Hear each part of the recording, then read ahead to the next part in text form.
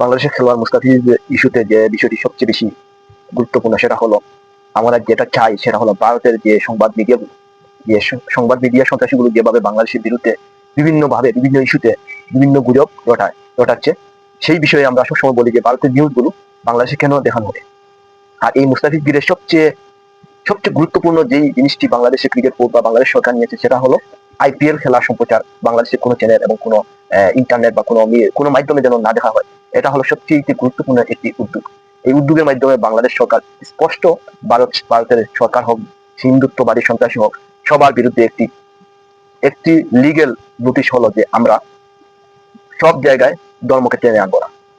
এই ধর্মকে টেনে আনায় এই হিন্দু সন্ত্রাসীগুলো যেভাবে তারা মুস্তাফিজকে বাদ দেওয়ার চাপ প্রয়োগ করে এবং বাদ দিতে বাধ্য করেছে, ওই জায়গায় কিন্তু আমরা টাচ করতে পেরেছি।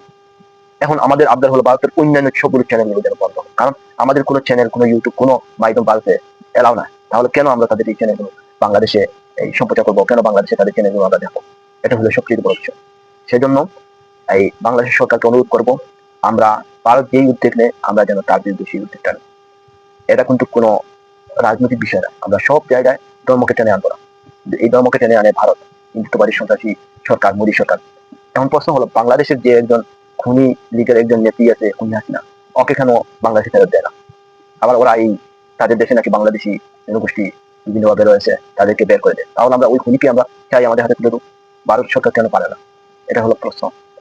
তো আমি এই কঠিন সিদ্ধান্ত নেওয়ার জন্য সরকারকে ধন্যবাদ জানাই, কারণ এইরকম উদ্যোগ সবচেয়ে বড় উদ্যোগটা হয়েছে ভারতের সকল চ্যানেল, যেগুলো চ্যানেল এই আইপিএল খেলা সম্প্রচার করে বা বিভিন্ন মাধ্যমে সবগুলো যেন বাংলাদেশ থেকে বন্ধ করে দেওয়া হয়। অতএব সবচেয়ে বড় উদ্যোগ।